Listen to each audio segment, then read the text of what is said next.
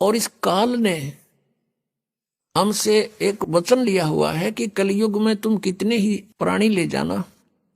और अब ये क्या समस्या आएगी कि इस काल ने कहा है कि मैं नकली संत भेजूंगा और वो नकली नाम देंगे ऊट पटांग और सतलोक की महिमा बतावेंगे। सचखंड सतलोक तो नीचे बात नहीं करेंगे और नाम सारे काल के होंगे।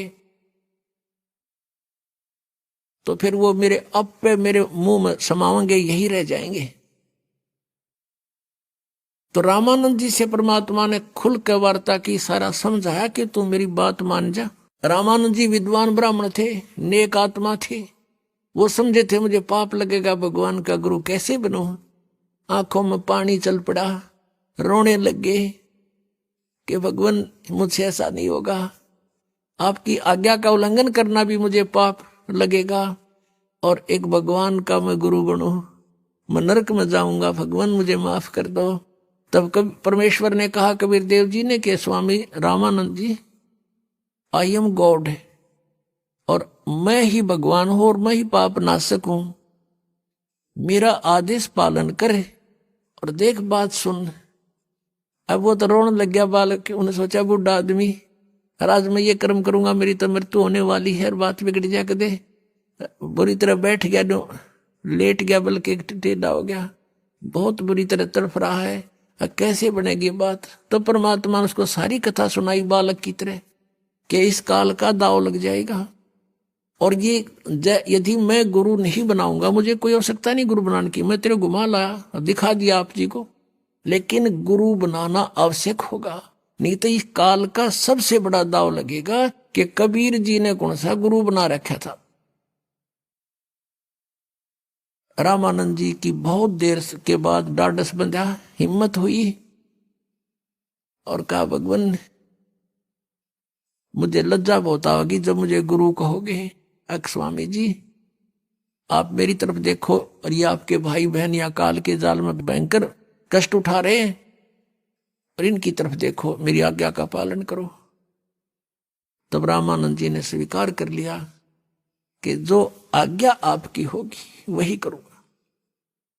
तो ऐसे रामानंद जी परमात्मा के गुरु रूप में विराजमान रहे।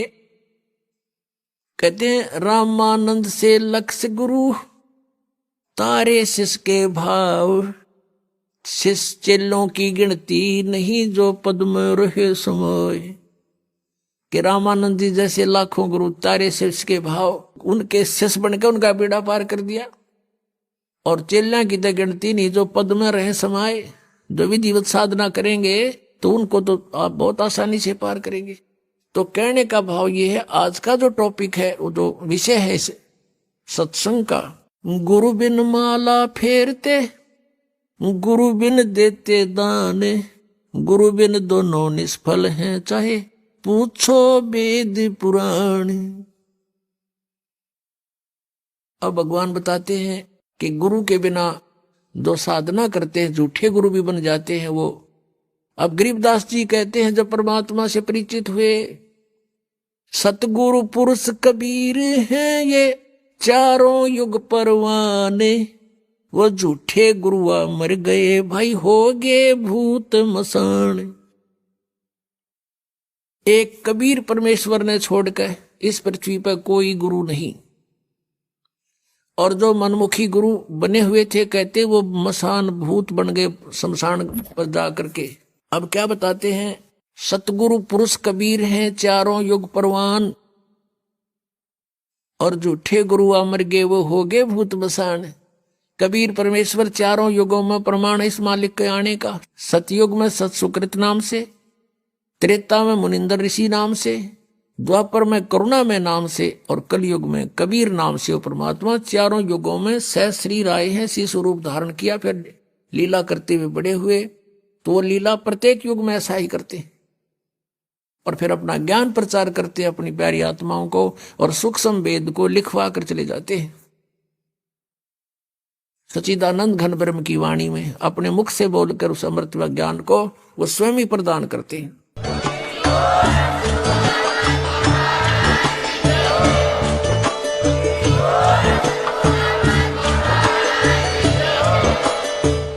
रहे थे जगत गुरु तत्वदर्शी संत रामपाल जी महाराज जी के मंगल प्रवचन। अधिक जानकारी के लिए विजिट कीजिए हमारी वेबसाइट www.jagatgururampalji.org।